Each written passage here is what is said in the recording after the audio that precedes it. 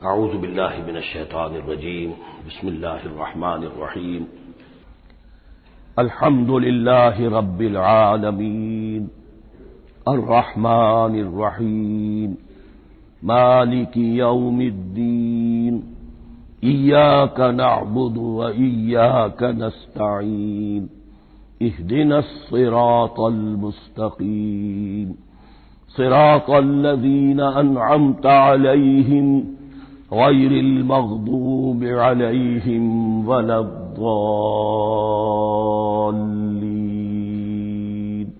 آمین۔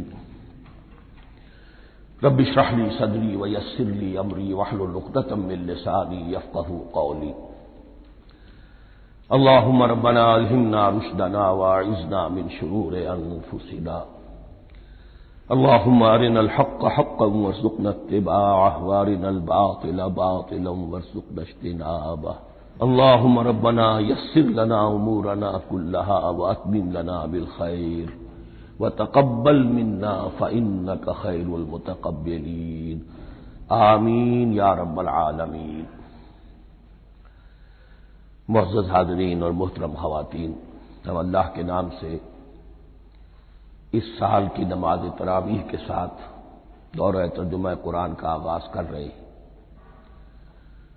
اس سے پہلے میں عرض کر چکا ہوں کہ اب میری عمر بھی کافی ہو چکی ہے، قمری حساب سے 68 برس مکمل ہو چکے ہیں، اور مختلف قسم کے عوارض بھی مجھے لاحق ہیں، اور بہت سے احباب نے اور رفقاء نے مشورہ دیا تھا کہ میں اتنا بڑا بوجھ اپنے ذمے نہ لوں، لیکن میں نے خالصتاً توکلاً علی اللہ اس کی ہمت کی، اس کا ارادہ کیا، اس کے لیے اہتمام بھی خصوصاً ہوا ہے۔ مجھے اندازہ ہے کہ اب میرے خیالات کی جو رو ہے وہ اب اتنی تیز نہیں ہے جتنی کبھی ہوا کرتی تھی، کراس ریفرنسز بھی جو ہیں قرآن حکیم کے وہ اتنے مستحضر نہیں ہیں جتنے کبھی ہوتے تھے، بلکہ واقعہ یہ ہے کہ میری زبان بھی بعض اوقات لڑکھڑاتی ہے، اس لیے کہ مجھے جو ادویات استعمال کرنی پڑتی ہیں ان کا اعصاب پر بھی اثر ہوتا ہے، اور جو ہمارے اعضائے رئیسہ ہیں ان پر بھی اثر ہوتا ہے۔ بہرحال ان سب کے الرغم اللہ کا نام لے کر آغاز کر رہے ہیں۔ میری انتہائی نگارش یہی ہے، تیرے نام سے ابتدا کر رہا ہوں۔ ابھی میں نے سورہ فاتحہ کی تلاوت کی اور آپ نے سماعت فرمائی۔ یہ سورہ مبارکہ مصحف کے اعتبار سے تو پہلی سورت ہے ہی، سب کو معلوم ہے، لیکن یہ بھی نوٹ کر لیجئے کہ یہ نزول کے اعتبار سے بھی سب سے پہلی مکمل سورت جو حضور پر نازل ہوئی وہ یہی ہے۔ اس سے قبل متفرق آیات نازل ہوئی، 5 آیتیں سورہ علق کے آغاز میں، کچھ آیتیں سورہ قلم یا سورہ نون کے آغاز میں، کچھ آیتیں سورہ مزمل کی ابتدا کی، کچھ آیتیں سورہ مدثر کے آغاز کی۔ 5ویں وحی تقریباً اس پر اجماع ہے کہ یہ سورۃ الفاتحہ کی ہے، اور یہ مکمل سورت ہے جو حضور پر نازل ہوئی۔ سورۃ الفاتحہ کے معنی ہوئے افتتاحی سورت، فتح یفتح کے معنی ہے کھولنا، مفتاح کنجی کو کہتے ہیں، چابی کو، تو یہ اوپننگ سورہ آف دی قرآن، قرآن حکیم کی افتتاحی سورت۔ ویسے جیسا کہ میں تعارف قرآن کے ضمن میں عرض کر چکا ہوں، عربوں کا یہ مزاج تھا کہ جس چیز سے انہیں خصوصی محبت ہوتی تھی اس کے بہت سے نام رکھتے تھے، اس کے بھی بہت سے نام ہیں۔ سورۃ الفاتحہ سب سے عام ہے، لیکن الکافیہ، الشافیہ، ام القرآن، اساس القرآن، کم سے کم یہ 4 نام تو میں سمجھتا ہوں کہ ہر مسلمان کو مزید معلوم ہونے چاہیے، اور بھی بہت سے نام۔ اس سورہ مبارکہ کی بالاتفاق و بالاجماع 7 آیتیں ہیں، اگرچہ ان کی ترتیب میں کچھ اختلاف ہے۔ ایک رائے یہ ہے، اور یہ رائے امام شافعی کی بھی ہے اور بصرہ کے جو قراء تھے ان کی بھی ہے، کہ آیت بسم اللہ بھی سورہ فاتحہ میں شامل ہے، اس کا جز ہے، وہ اس کو شامل کر کے پھر 7 آیتیں بناتے ہیں، تو آخری جنہیں ہم 2 آیتیں سمجھتے ہیں صراط الذین انعمت علیہم غیر المغضوب علیہم ولا الضالین، وہ ان کے نزدیک ایک آیت ہے۔ تو گویا کہ نتیجہ یہ نکلا کہ آیتوں کی تعداد 7 ہی رہتی ہے۔ امام ابو حنیفہ رحمۃ اللہ علیہ کا موقف اور کوفے کے جو قراء تھے ان کا بھی موقف یہ ہے کہ آیت بسم اللہ نہ سورہ فاتحہ کا جز ہے نہ کسی اور سورت کا جز ہے، سوائے ایک مقام پر جہاں حضرت سلیمان علیہ السلام کا خط جو ہے نقل ہوا ہے، جو انہوں نے ملکہ سبا کو لکھا تھا، انہ من سلیمان و انہ بسم اللہ الرحمن الرحیم۔ تو قرآن کے متن میں صرف اسی جگہ پر یہ آیت شامل سمجھتے ہیں، باقی یہ صرف علامت کے طور پر کہ یہاں سے ایک نئی سورت شروع ہو رہی ہے درج کی گئی ہے۔ اس سورہ مبارکہ کو الصلاح قرار دیا گیا ایک حدیث میں، اس کا جو اسلوب ہے وہ دعا کا ہے، اور دعا کے ساتھ اس کی جو مناسبت ہے اور پھر اسی کی وجہ سے ہماری نماز کا یہ جزو لا ینفک بنا دیا گیا، بلکہ ایک حدیث جو میں آپ کو سناؤں گا اس میں اسی کو نماز قرار دیا گیا، الصلاح یہی ہے۔ ویسے وہ حدیث مبارک موجود ہے، لا صلاۃ لمن لم یقرأ بفاتحۃ الکتاب، جو شخص سورہ فاتحہ کی تلاوت نہیں کرتا اس کی کوئی نماز نہیں۔ اس کے حوالے سے بھی ہمارے ہاں دو مسلک ہے، ذکر صرف اس لیے کر رہا ہوں کہ آپ کے علم میں ہو، ان میں کوئی بنیادی فرق نہیں ہے، کسی بھی ایک رائے کا انسان قائل اور حامل ہو سکتا ہے بغیر اس کے کہ دوسرے کو بالکل غلط قرار دے، بلکہ یہ کہ اس کے لیے بھی گنجائش اپنے ذہن میں اور اپنے دل میں رکھے۔ تو ایک رائے یہ ہے کہ یہ میں کیا عرض کر رہا تھا کہ بھول گیا ہوں۔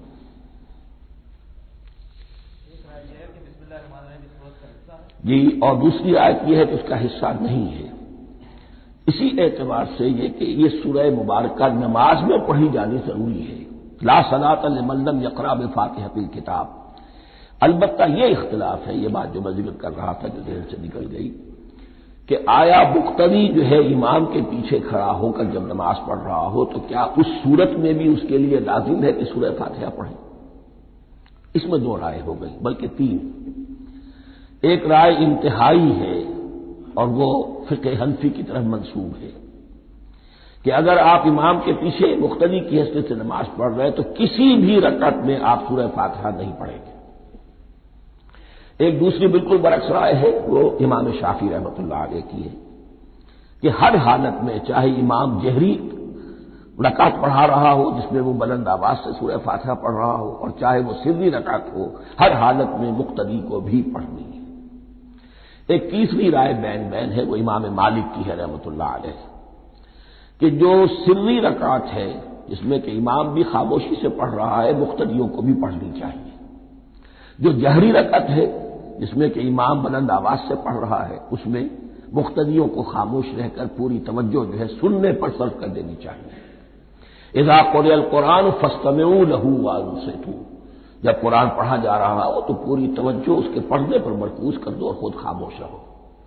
میرے اپنی رائے میں یہ تیسری رائے سب سے زیادہ صائب ہے اور اس میں کسی طرح کی بھی کوئی پیچیدگی پیدا نہیں ہوتی۔ بہرحال اس سورہ مبارکہ کا جو اسلوب ہے میں نے عرض کیا دعائیہ ہے، البتہ قرآن مجید کے علم اور حکمت کے اعتبار سے، اس کے فلسفے کے اعتبار سے ایک بات سمجھ لینی چاہیے۔ قرآن کا فلسفہ یہ ہے کہ بنیادی ہدایت ہر انسان کے دل میں موجود ہے، بالقوہ، پوٹینشلی۔ یہ جو قرآن مجید یا اللہ کی کتابیں نازل ہوتی ہیں یہ انہیں ایکٹیویٹ کرتی ہیں، وہ اندر کی جو ڈورمنٹ کانشسنس ہے، خوابیدہ شعور جو ہے اسے بیدار کر کے اور پھر یہ کہ اسے اجاگر کرتی ہیں۔ ہر سلیم الفطرت انسان اور سلیم العقل انسان، دو سلامتی شرط ہیں۔ سلیم الفطرت، نیچر پرورٹڈ نہ ہو، فطرت مسخ نہ ہو گئی ہو، عقل سلیم ہو، ان دونوں چیزوں کا نتیجہ یہ نکلتا ہے کہ وہ انسان از خود بغیر کسی وحی کی رہنمائی کے، بغیر کسی نبی کی تعلیم کے سے استفادہ کیے ہوئے از خود بھی کچھ حقائق تک پہنچ جاتا ہے۔ اور وہ حقائق کیا ہے؟ نمبر ایک یہ کہ اس کائنات کا ایک خالق ہے، وہ ایک ہے اور وہ تمام صفات کمال سے متصف ہے۔ نمبر دو یہ کہ انسان کی زندگی صرف یہ زندگی نہیں ہے، بلکہ ایک اور زندگی ہے کہ جس میں اس زندگی کے اعمال کے نتائج برآمد ہوں گے۔ یہ دو باتیں، اس کی زیادہ وضاحت کے ساتھ جو ہے اس کا تذکرہ آئے گا سورہ لقمان میں، جہاں حضرت لقمان کی شخصیت کا تذکرہ ہے۔ لیکن یہاں صرف یہ بات سمجھ لیجئے کہ قرآن کا فلسفہ یہ ہے کہ ہر انسان میں، ہر فرد نوع بشر میں جو اپنی ولادت کے وقت مسلم ہوتا ہے، حضور کی حدیث ہے کل مولود یولد علی الفطرہ ابواہ یحودانہ او ینصرانہ او یمجسانہ، ہر بچہ نوع انسانی کا فطرت اسلام پر پیدا ہوتا ہے، وہ فطرت کے اندر وہ ہدایت مدیت ہے۔ اب اگر وہ فطرت بس نہیں ہوئی اور عقل جو ہے وہ صحیح رخ پر کام کر رہی ہے تو ان دو حقائق تک وہ انسان خود پہنچ جائے گا۔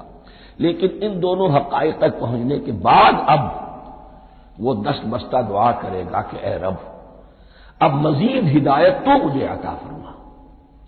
ایک تو یہ کہ میں کیا کروں کیا نہ کروں، میری عقل اس میں ٹھوکر کھا سکتی ہے، میں کسی اچھی چیز کو بری سمجھ سکتا ہوں، کسی بری کو اچھی سمجھ سکتا ہوں، تو مجھے صحیح راستہ، صحیح راہ ہدایت پر چلا۔ یہ دعا ہے جو انسان کرتا ہے جبکہ وہ ایمان باللہ اور ایمان بالآخرہ تک خود پہنچ چکا ہوتا ہے اور یہ سمجھتا ہے کہ صحیح زندگی کا رخ یہی ہے کہ جس رب کو میں نے پہچانا ہے کہ وہ اس کائنات کا خالق ہے اور مالک ہے اور رب ہے، میں اس کی بندگی کروں، اس کی اطاعت کروں، اس کا حکم مانوں، اس کے راستے پر چلوں۔ لیکن وہ راستہ کون سا ہے؟ اس کے لیے پھر دست بدعا ہوتا ہے کہ پروردگار تو میری رہنمائی فرما۔ یہ مقام ہے کہ جہاں آپ سمجھ لیجئے اپنے آپ کو بھی آج اس جگہ پر تصور کرتے ہوئے پھر اس سورہ مبارکہ کو پڑھیے کہ آپ اس مقام پر اللہ کے فضل و کرم سے پہنچ چکے ہیں کہ اللہ کو آپ نے پہچان لیا اور اس کی توحید کو جان لیا، اس کی جملہ صفات کمال سے آپ واقف ہو گئے، آپ یہ بھی جان گئے کہ بڑھ کر اس کے حضور میں حاضر ہونا ہے اور وہ حساب کتاب لے گا۔ پھر آپ نے یہ عہد بھی کر لیا کہ اب زندگی گزارنی ہے اس رب کی بندگی میں، اسی کی فرما برداری میں۔ اب یہاں کھڑے ہو کر آپ پوچھتے ہیں کہ اللہ مجھے وہ تفصیلی ہدایت عطا فرما، ایسا نہ ہو کہ کبھی میں کسی راستے پر چلتا ہوا کسی پگڈنڈی پر مڑ جاؤں اور وہ تھوڑی سی جو ڈیویشن ہو میرے راستے کی وہ میری عاقبت کو برباد کر دے۔ یک لحظہ غافل گشتم و صد سال راہم دور شد، اس لیے کہ ہوتا یہی ہے صیدھے راستے سے ذرا سی کوئی پگڈنڈی جو ہے تھوڑے سے اینگل پر نکلی ہے، لیکن جب چلتے جائیں گے آپ تو جتنے آگے بڑھیں گے اس پر، اس راہ صراط مستقیم سے آپ اتنے ہی زیادہ دور ہوتے چلے جائیں گے۔ یہ ہے قرآن مجید کی حکمت اور فلسفے کے اعتبار سے اس سورہ مبارکہ کا مقام۔ اب آئیے ہم بسم اللہ کرتے ہیں۔ بسم اللہ الرحمن الرحیم، شروع کرتا ہوں میں اللہ کے نام سے جو رحمان اور رحیم ہے۔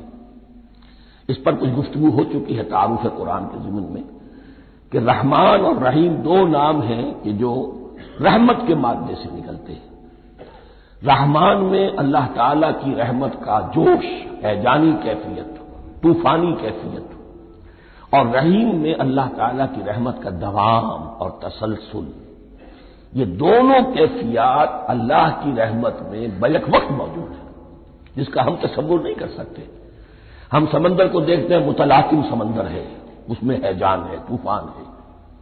دریا کو دیکھتے ہیں کہ وہ سکون کے ساتھ چل رہا ہے، خاموشی سے چل رہا ہے، بہہ رہا ہے، بس تسلسل کے ساتھ بہہ رہا ہے۔ ہم ان دونوں کیفیات کو علیحدہ علیحدہ دیکھتے ہیں تو ہمارا ذہن ان دونوں کو بیک وقت اس کا تصور نہیں کر سکتا، تخیل ممکن نہیں۔ لیکن اللہ کی رحمت کی یہ دونوں شانیں مستقلاً ہر وقت موجود ہیں بیک وقت، اسی لیے ان دونوں کے درمیان کہیں حرف عطف نہیں آئے گا۔ بسم اللہ الرحمن الرحیم، الحمد للہ رب العالمین، کل حمد، اور حمد کو ذہن میں رکھ لیجئے، حمد مساوی ہے تعریف جمع شکر۔ عام طور پر ترجموں میں ایک لفظ لایا جاتا ہے، کل تعریف اللہ کے لیے، یہ کافی نہیں ہے۔ تعریف آپ کسی شے کی کر سکتے ہیں جس میں کوئی حسن ہے، خوبی ہے، کسی بھی اعتبار سے، خواہ آپ کو اس کے حسن و خوبی سے کوئی فائدہ حاصل نہیں ہو رہا۔ ایک پھول ہے، بہت خوبصورت ہے، بس ٹھیک ہے، خوبصورت ہے، آپ نے کہا تعریف کر دی۔ شکر کرتے ہیں آپ اس شے کا جس سے آپ کو کوئی فائدہ پہنچا ہو، استفادہ ہوا ہو، آپ کی کوئی ضرورت پوری ہوئی ہو، آپ کی کوئی مشکل رفع ہوئی ہو۔ اور آپ دیکھیں گے کہ حمد میں یہ شکر کا پہلو غالب ہے۔ جتنی بھی دعائیں ہیں حضور سے منقول، شکر کے مقام پر وہاں حمد آتا ہے۔ بھوک لگی ہوئی تھی، کھانا کھایا، الحمدللہ الذی اطعمنی وسقانی۔ اب یہاں دیکھیے ترجمہ تعریف نہیں، شکر ہے اس اللہ کا جس نے مجھے کھلایا اور پلایا۔ آپ بیت الخلاء سے باہر آئے، نجاستیں آپ سے دور ہو گئی، طبیعت میں انشراح ہوا، الحمدللہ الذی اذھب عنی الاذی وعافانی۔ وہ شکر ہے اس اللہ کا جس نے اذیت بخشی نے مجھ سے دور کر دی اور مجھے عافیت بخشی۔ تو یہ الحمدللہ رب العالمین اللہ تعالیٰ کا حسن و کمال اور حسن و جمال اپنی جگہ بھی اس انتہا کا ہے کہ جتنی تعریف اس کا حق ہے ہم کر ہی نہیں سکتے، لیکن اس کے احسانات اور انعامات ہم پر اتنے ہیں کہ ہم ان کو بھی گن نہیں سکتے۔ لہذا ایک ہی احساء ہم نے کر دیا الف لام کے ساتھ، الحمدللہ رب العالمین۔ تمام تعریفیں اور کل شکر اللہ کے لیے ہیں کہ جو تمام جہانوں کا پروردگار ہے، رب ہے، مالک ہے۔ رب میں ایک مفہوم ہوتا ہے ربوبیت کا، اور اس میں مفہوم شامل ہوتا ہے تربیت کا، ربیانی صغیرہ۔ تو مالک ہونا اور تربیت دینا، آپ جس شے کے مالک ہوں گے آپ چاہیں گے اس میں بڑھوتری ہو، اس میں اضافہ ہو، وہ نشو و نما پائے۔ تو یہ دونوں چیزیں آپس میں ایک دوسرے کا جڑی ہوئی ہیں، پروردگار بھی اور مالک بھی۔ عام طور پر عربی میں رب کا لفظ مالک کے لیے آتا ہے، رب البیت، رب الدار، رب المال۔ تو مالک وہاں پر ظاہر بات ہے کہ اس سے مراد کیا ہے، مال والا، گھر والا، گھر کا مالک۔ تو کل شکر اور کل تعریف اس اللہ کے لیے ہے جو تمام جہانوں کا مالک بھی ہے اور پروردگار بھی ہے۔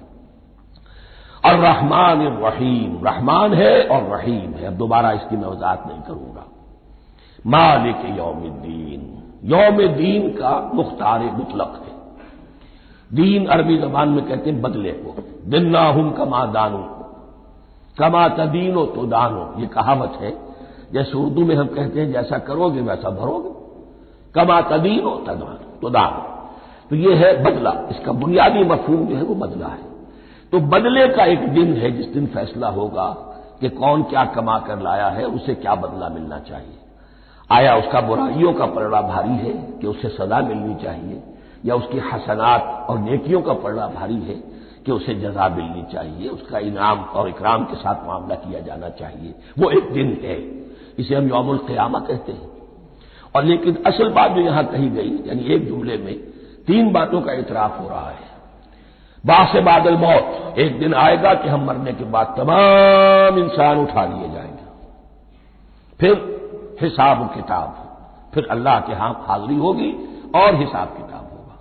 اور تیسرے یہ کہ اس حساب کتاب کے دن کا مختار مطلق اللہ ہے، یعنی کسی اور کو اپنے ذہن میں سہارا بنا کر آپ زندگی گزاریں کہ وہ مجھے چھڑا لے گا، یا وہ ہستی جو ہے اتنی زوردار ہے کہ وہ مجھے بچا لے گی، اس سے اپنے دل کو، اپنے ذہن کو بالکل پاک کر لیجیے۔ مالک یوم الدین، ایک دوسری جگہ پر قرآن میں آیا ہے، اس روز کوئی پکارنے والا پکارے گا، لمن الملک اليوم للہ الواحد القہار، آج کے دن کس کا اختیار مطلق ہے؟ اور پھر کہا جائے گا اللہ کے لیے، الواحد قہار، جو پوری طرح چھایا ہوا ہے، بس تولی ہے۔ تو مالک یوم الدین، جو جزا و سزا کے دن کا مالک ہے۔ اب یہاں سے کلام ایک رخ بدل رہا ہے۔ ابھی تک تو یہ غائبانہ انداز میں کلام ہو رہا ہے، اللہ سے خطاب نہیں آیا اس میں ابھی۔ الحمدللہ رب العالمین الرحمن الرحیم مالک یوم الدین۔ اب خطاب ایاک نعبد و ایاک نستعین، ہم صرف تیری ہی بندگی کرتے ہیں اور کریں گے، اور ہم صرف تجھ ہی سے مدد مانگتے ہیں اور مانگیں گے۔ یہ ترجمہ میں کیوں کر رہا ہوں کہ یہ فعل مضارع ہے۔ عربی زبان میں فعل مضارع حال اور مستقبل دونوں کو کور کرتا ہے۔ ایاک کا جو ہے مفعول فاعلی جو ہے، مفعول جو ہے اس میں ضمیر مفعولی، اسے پہلے لا کر حشر کا مضمون پیدا ہو گیا۔ ہم تیری بندگی کرتے ہیں نہیں، ہم تیری ہی بندگی کرتے ہیں اور کریں گے۔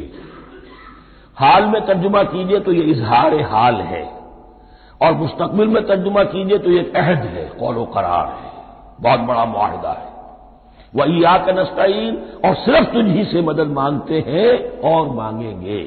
اس میں بھی حال کا ترجمہ اظہار حال، اللہ کرے کہ واقعی ہمارا حال وہی ہو، جب ہم یہ الفاظ کہتے ہیں تو واقعتاً ہم اس پر پورے اتر رہے ہوں کہ اسی کی بندگی کر رہے ہوں اور اسی سے ساری استعانت اور استمداد کر رہے ہیں۔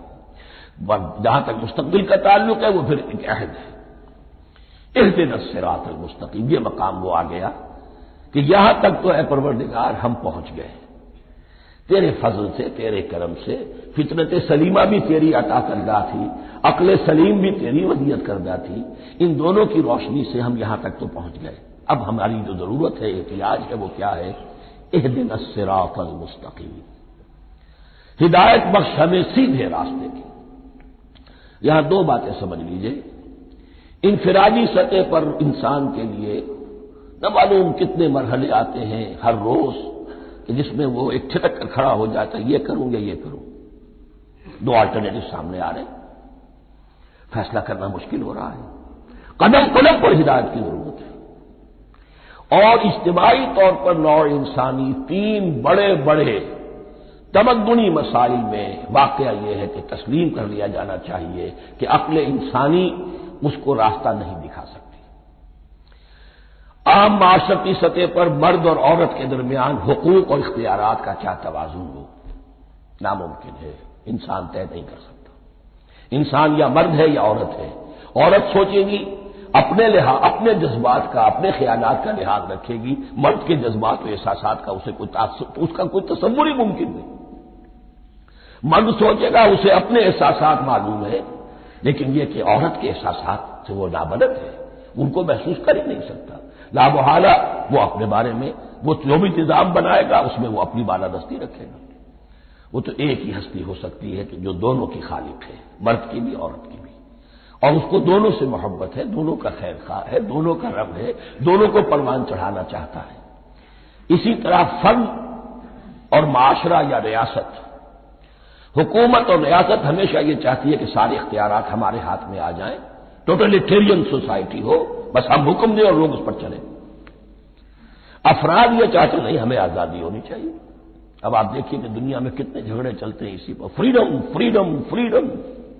وہ فریڈم واقعتاً اپنی جگہ پر ایک شے ہے، افراد کی آزادی ہونی چاہیے، لیکن افراد کی آزادی اتنی نہ ہو جائے کہ وہ مادر پدر آزاد ہو جائے، کوئی قانون، کوئی قاعدہ، کوئی اخلاقی، کوئی حدود اور قیود جو ہے ان کا پابند نہ رہے۔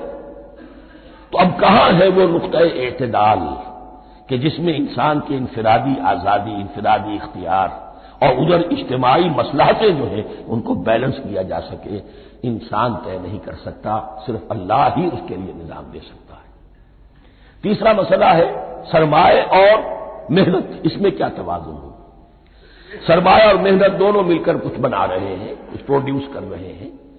اب اس میں نفع جو ہوا ہے اس میں سرمایہ کا کتنا حصہ ہونا چاہیے اور لیبر کا کتنا ہونا چاہیے، کون طے کر سکتا ہے؟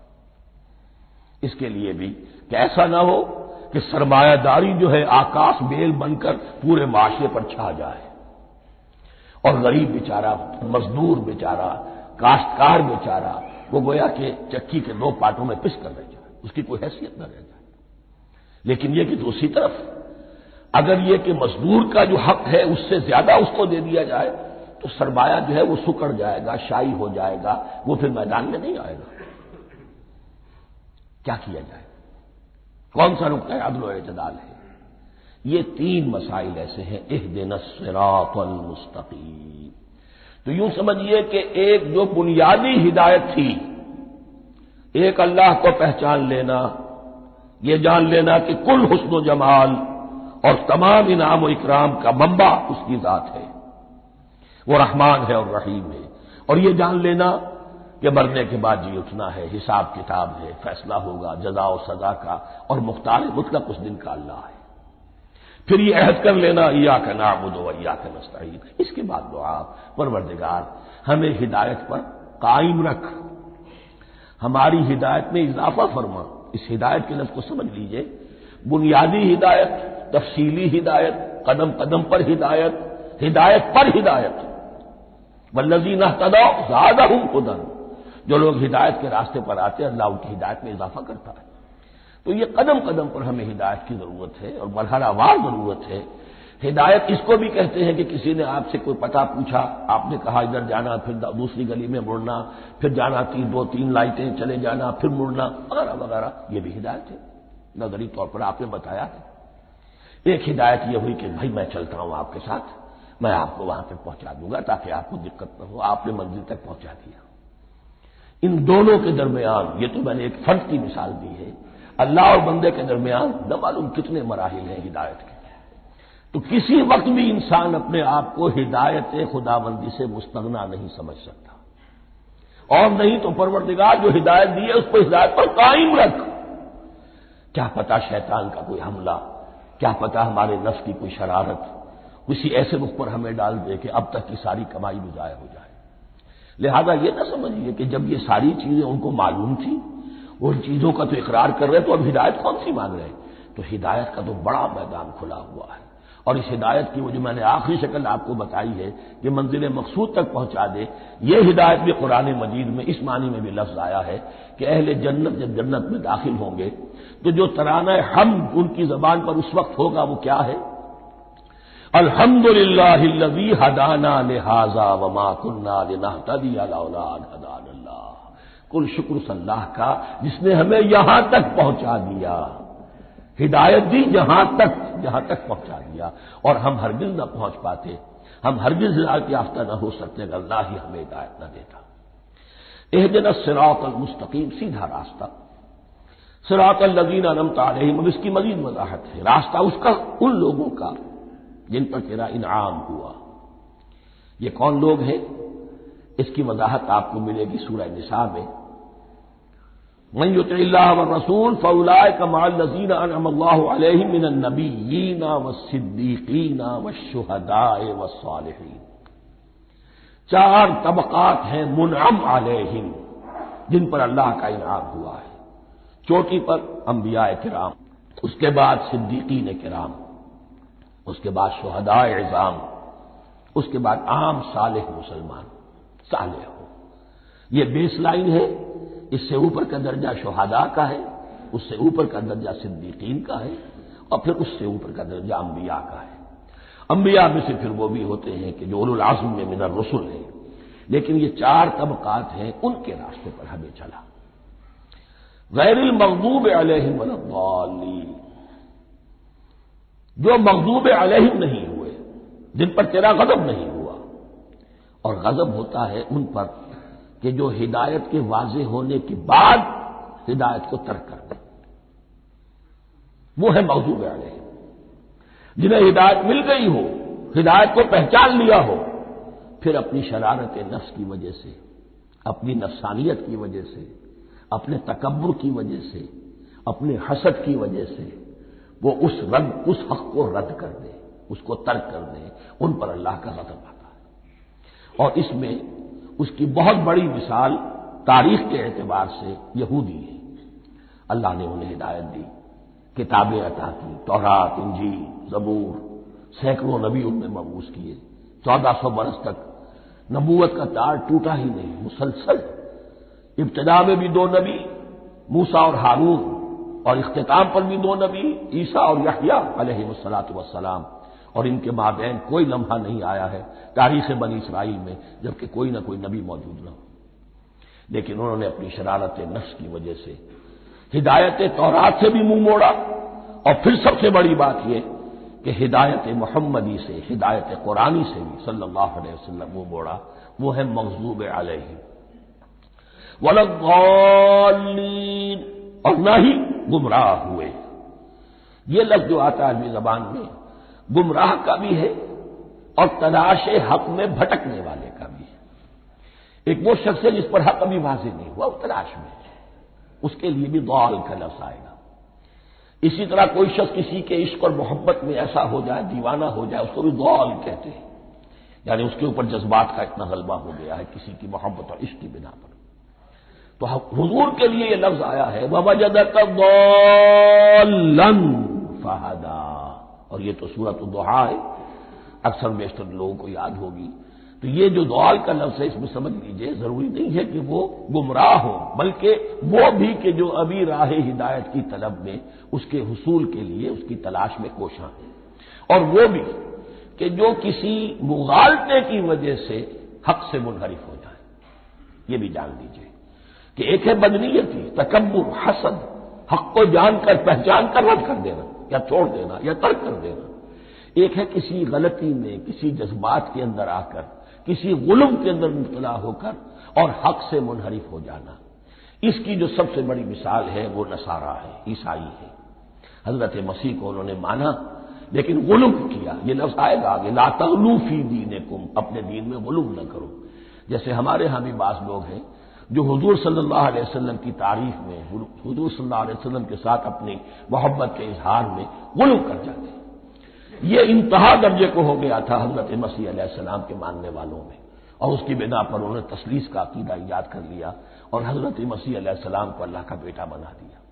تو اس کی سب سے بڑی مثال ضالین کی اس اعتبار سے کہ ہدایت پانے کے بعد کسی بدنیتی سے نہیں بلکہ کسی اچھے جذبے میں غلو کی وجہ سے، رسول سے محبت کرنا تو اچھا جذبہ ہے لیکن یہ محبت بھی ایک حد میں رہنی چاہیے، غلو کرے گی تو ظاہر بات ہے کہ اس کے بعد وہ گمراہی کی طرف لے جائے گی۔ یہ ہے اس سورہ مبارکہ کا ترجمہ، اور اس کے بعد آخر میں آمین کہنا یہ مسنون بھی ہے، کہنا چاہیے۔ البتہ اختلاف یہاں بھی صرف اتنا ہے کہ نماز میں جب آپ امام کے ساتھ ہیں، وہ اگر جہری قرات کر رہا ہے تو آیا اس کے بعد آپ کو بھی بالجہر کہنا ہے آمین یا نہیں کہنا، یہ اختلاف ہے، ان میں کوئی فرق واقع نہیں ہوتا۔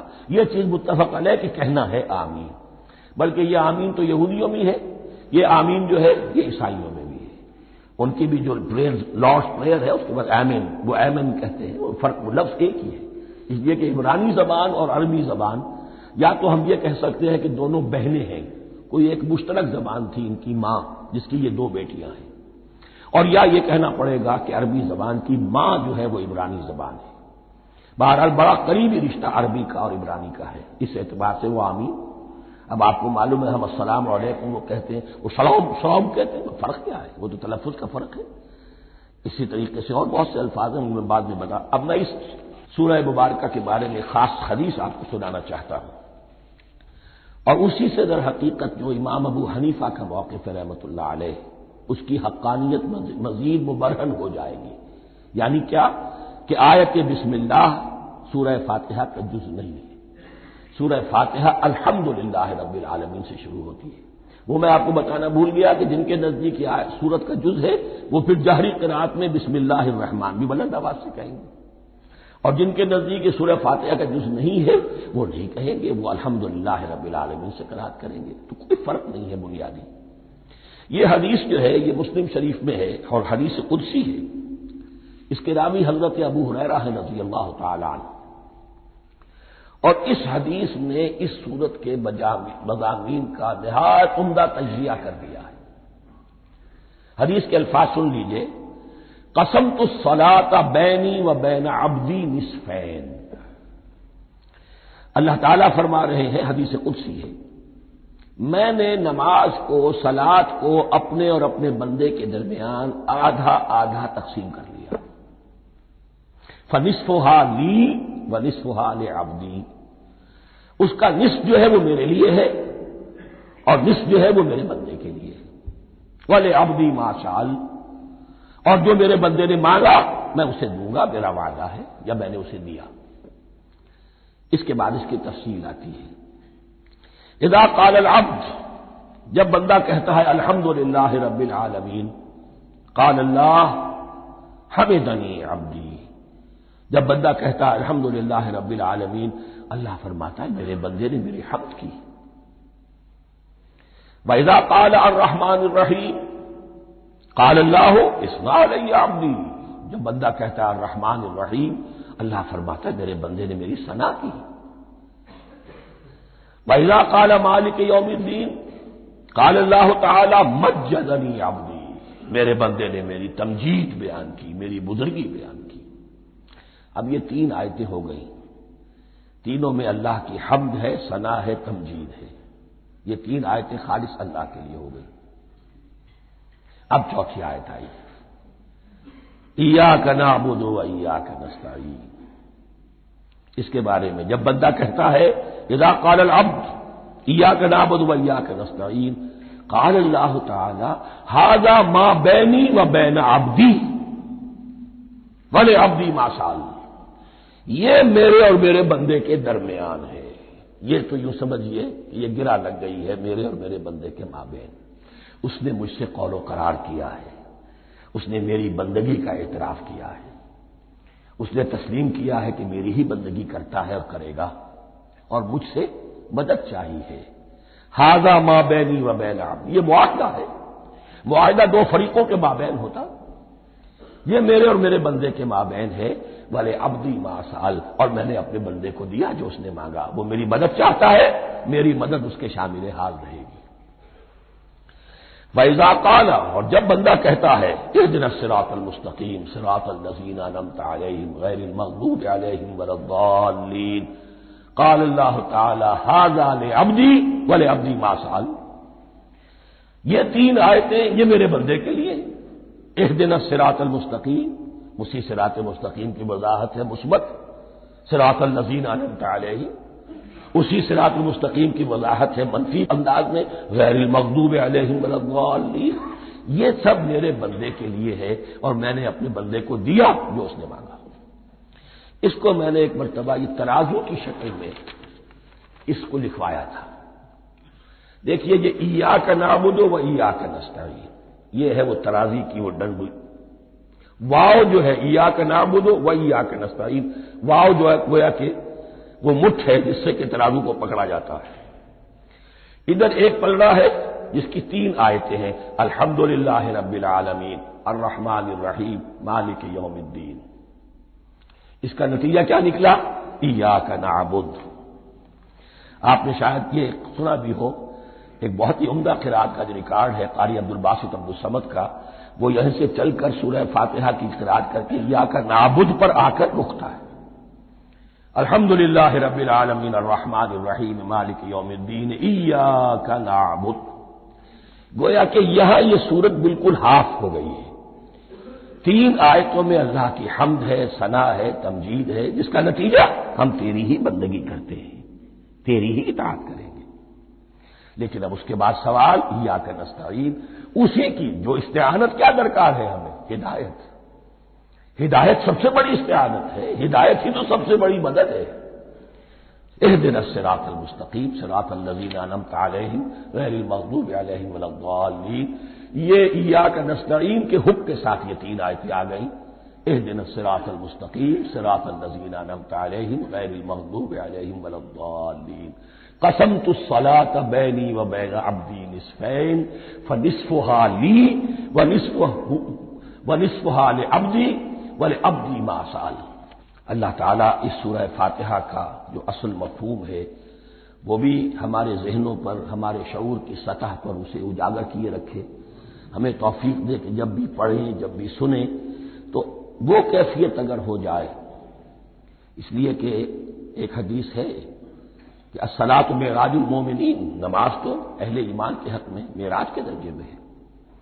اس حوالے سے ہم یہ سمجھ سکتے ہیں کہ کوئی وقت ایسا آ سکتا ہے کہ انسان کو واقعتاً، روح انسانی واقعتاً اللہ کے یہ جواب سنے، انہونی بات نہیں ہے۔ ہوتا ہے خطاب آخر، اٹھتا ہے حجاب آخر، کرتے ہیں خطاب آخر، یہ تو ہوتا ہے۔ مخاطبہ الہی ہے تو میں نے عرض کیا کہ ثابت ہے، مخاطبہ، محادث اور تحدیث اللہ بندوں سے کلام کرتا ہے۔ بارک اللہ لی و لکم فی القرآن العظیم ونفعنی و ایاکم بالآیات والذکر الحکیم۔